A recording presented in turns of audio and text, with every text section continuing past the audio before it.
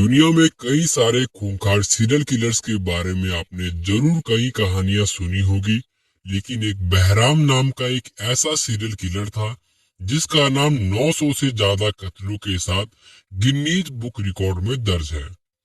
ठग बहराम का नाम अपराध की दुनिया में इतना कुख्यात था कि अंग्रेजों ने उसे पकड़ने के लिए 10 सालों तक पीछा किया था।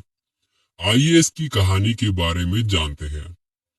ऐसा बेरहम हत्यारा जिसकी हुकूमत 50 सालों तक अपने नाम का सिक्का चलाने वाले अंग्रेजों को भी डराती रही। इस सीरियल किलर के बारे में अब तो ना जाने कितनी कहावतें सामने आ चुकी है, लेकिन कहा जाता है कि 19वीं सदी में लोगों के दिलों में खौफ पैदा करने के लिए वाकई में उसका नाम ही काफी था। उस शातिर किलर का नाम था बहराम। बहराम को ठग बहराम के नाम से भी जाना जाता है और इसे किंग ऑफ ठग्स का रुतबा भी हासिल है। दुनिया भर के अपराधियों की लिस्ट में लिखे तमाम सीरियल किलर्स के मुकाबले जो दहशत बहराम के नाम की, ऐसी ना तो उससे पहले किसी की देखी गई और ना ही उसके बाद ये खौफ किसी के नाम हुआ है। बहराम को ठग बहराम भी कहा जाता है और किताबों में लिखा है कि बहराम बेहद अनोखे तरीके से अपने शिकार की हत्या करता था, जिसकी हैवानियत का किस्सा न सिर्फ इतिहास की किताबों में पढ़ाया जाता है, बल्कि इसके जुर्म के किस्से सुनकर आज भी लोग सिहर उठते हैं। मध्य भारत आज के मध्य प्रदेश के जबलपुर में 1765 में पैदा हुआ बहराम बचपन में बहुत ही सीधा साधा लड़का हुआ करता था, लेकिन उसकी दोस्ती उसकी उम्र से 25 साल बड़े सैयद अमीर अली से हुई थी, जो अपने समय का सबसे खतरनाक और खूंखार ठग हुआ करता था। उसी अमीर अली ने बहराम को ठगों की खतरनाक दुनिया से रूबरू करवाया था और एक बार ठगों की दुनिया में आने के बाद बहराम ने फिर कभी पीछे मुड़कर नहीं देखा। बहराम ने जब ठगों की दुनिया में कदम रखा, उस वक्त उसकी उम्र 25 साल थी, लेकिन अगले 10 सालों तक उसने इतने लोगों की हत्या की जिससे उसके नाम का खौफ दूर दूर तक फैल गया था। उस जमाने में बेशक आने जाने और खबरों को इधर उधर पहुंचाने के साधन बहुत कम थे, बावजूद इसके बहराम के जुर्म के कारनामों को दूर दूर तक पहुंचने में देर नहीं लगती थी। उसके नाम का खौफ इस कदर चारों तरफ फैला हुआ था कि दिल्ली से लेकर झांसी, ग्वालियर, जबलपुर और भोपाल के साथ साथ कोलकाता तक जाने वाले कारोबारी, यहाँ तक कि पुलिस और सेना के जवान तक उन रास्तों से किनारा कर लेते थे जिन रास्तों पर ठग बहराम के नाम का साया सुनाई पड़ता था। उस दौर में अंग्रेज अफसरों की रिपोर्ट में इस बात का खुलासा है कि जब लोग आमतौर पर काफिलों और कारवां में सफर किया करते थे, लेकिन ठग बहराम और उसके साथी पूरे के पूरे काफिले को ही गायब कर देते थे। यहाँ तक कि पुलिस को भी किसी की लाश नहीं मिल पाती थी। कहते हैं कि बहराम ने करीब 200 ठगों का ग्रुप बनाया था जो पूरे मध्य भारत में फैले हुए थे, और कहा तो यहाँ तक भी जाता है कि जो भी एक बार ठगों के इस गुट के चंगुल में फंसता था तो फिर माल और जान को बचा पाना मुश्किल ही नहीं नामुमकिन हो जाता था। जिस दौर में ठग बहराम के जुर्म की हुकूमत थी, उस दौर में हिंदुस्तान में ईस्ट इंडिया कंपनी भी अपने पैर पसार रही थी, और ईस्ट इंडिया कंपनी के एक अंग्रेज अफसर ने अपनी रिपोर्ट में लिखा है कि बहराम ने अपनी पूरी जिंदगी में 931 लोगों की हत्या की थी, और हत्या करने का उसका अनोखा तरीका बेहद चौंकाने वाला भी है। उसके पास एक पीला रुमाल हुआ करता था और एक सिक्का होता था। उसी सिक्के को रुमाल में डालकर वो अपने शिकार का गला घोट दिया करता था। इधर ठग बहराम और उसके गिरोह का आतंक बढ़ता ही जा रहा था। उधर इंग्लैंड में अंग्रेजी हुकूमत के साथ साथ ईस्ट इंडिया कंपनी के अफसरों में घबराहट बढ़ने लगी थी।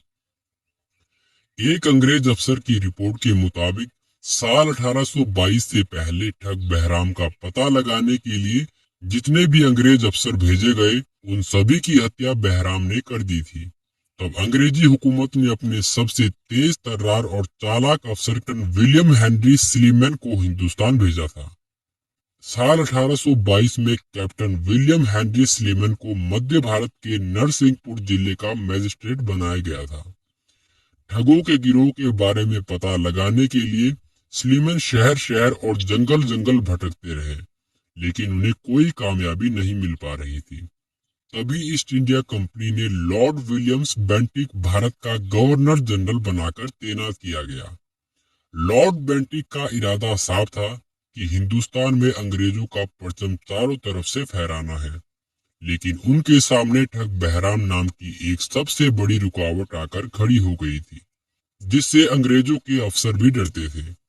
तब लॉर्ड बेंटिक ने स्लीमन को पूरी छूट दी और साथ में सेना की एक टुकड़ी जिससे उनकी हिफाजत भी हो सके उसके साथ भेज दी। कैप्टन स्लीमन ने पानी की तरह पैसा बहाते हुए अपने मुखबिरों का जाल फंसाया और जल्दी ही उन्हें बहराम के उस्ताद ठग सैयद अमीर अली के ठिकाने का पता लग गया। ब्रिटिश फौज तुरंत अमीर अली के घर पहुंची, लेकिन अमीर अली उनके हाथ से फिसल गया और वहां से फरार हो गया। लिहाजा अंग्रेज अफसरों ने अमीर अली के परिवार के लोगों को गिरफ्तार कर लिया और कई महीनों की जिद्दोजहद के बाद आखिरकार 1832 में अमीर अली ने अपने परिवार को बचाने के लिए खुद को अंग्रेज फौज के हवाले कर दिया। लेकिन कैप्टन स्लीमन को अमीर अली की बजाय ठग बहराम का पता जानना था। लिहाजा कैप्टन स्लीमन ने अपने हथकंडों से अमीर अली का मुंह खुलवा ही लिया और ठग बहराम का पता जान लिया। अमीर अली से ठग बहराम का पता जान लेने के 5 साल तक कैप्टन स्लीमन को कामयाबी नहीं मिली, लेकिन साल 1838 में एक रोज बहराम की किस्मत उसे कैप्टन स्लीमन के सामने ले ही आई और अमीर अली की मुखबरी ने उसे अंग्रेज हुकूमत के शिकंजे में फंसा ही दिया। अंग्रेज अफसर की डायरी में लिखी बात के मुताबिक जिस वक्त अंग्रेजी फौज ने बहराम को पकड़ा था, उस वक्त उसकी उम्र 75 साल से ज्यादा थी। अगले 2 साल तक अंग्रेजों की अदालत में ठग बहराम के खिलाफ मुकदमा चलता रहा और 1840 में बहराम को जबलपुर के पास कटनी में स्लीमनाबाद में एक पेड़ में खुलेआम फांसी पर लटका दिया गया और उसके साथ लटकाया गया था 40 और ठगों को, जबकि कुछ ठगों ने अंग्रेज अफसर के सामने घुटने टेक दिए, जिससे उन्हें सुधारगृह में भेज दिया गया। कैप्टन स्लीमन की रिपोर्ट का खुलासा है कि बहराम के गिरोह में 200 ठग ऐसे थे जो हत्यारे थे और ये लोग सिर्फ एक ही तरीके से हत्या को अंजाम देते थे। रुमाल में सिक्के को डालकर शिकार के गले को घोट दिया करते थे और उसके बाद लाश को वो कुओं में फेंक दिया करते थे।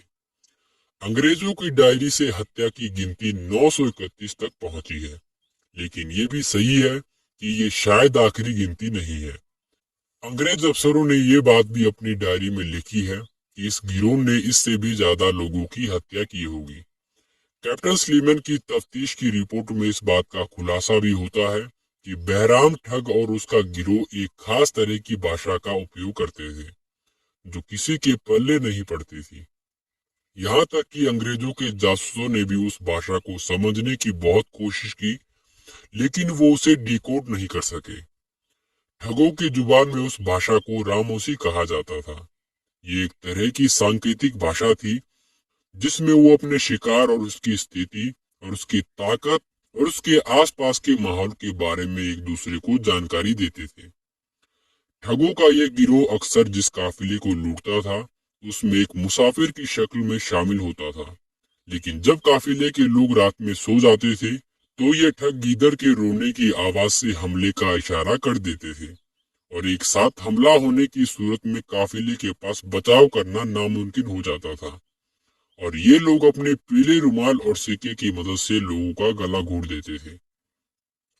अंग्रेजों की अदालत में चले मुकदमे के दौरान खुद ठग बहराम ने अपने बारे में बताया कि खुद उसने अपने हाथों से 150 से ज्यादा कत्ल किए हैं, जबकि उसने ही अपने गिरोह के तमाम लोगों को मारने का तरीका सिखाया था जिसमें हथियार की जरूरत नहीं पड़ती थी। 1790 से लेकर 1838 के बीच पकड़े जाने से पहले ठग बहराम ने कुल 931 लोगों को मौत की घाट उतार दिया था और उसके बाद मध्य प्रदेश के कटनी जिले में स्लीमनाबाद नामक एक जगह है जो कि कप्तान स्लीमन के नाम पर बनाई गई है। इस जगह पर स्लीमन की याद में एक स्मारक भी बनाया गया था। सूत्रों के अनुसार 2018 की फिल्म ठग्स ऑफ हिंदुस्तान ठग बहराम के जीवन पर आधारित है, जिसमें कथित तौर पर आमिर खान ने ठग बहराम की भूमिका निभाई है। आपको ये स्टोरी कैसी लगी कमेंट बॉक्स में जरूर बताएं। फिलहाल इस वीडियो में इतना ही, मिलते हैं आपको एक और क्राइम कहानी के साथ। तब तक के लिए धन्यवाद। Thank you so much.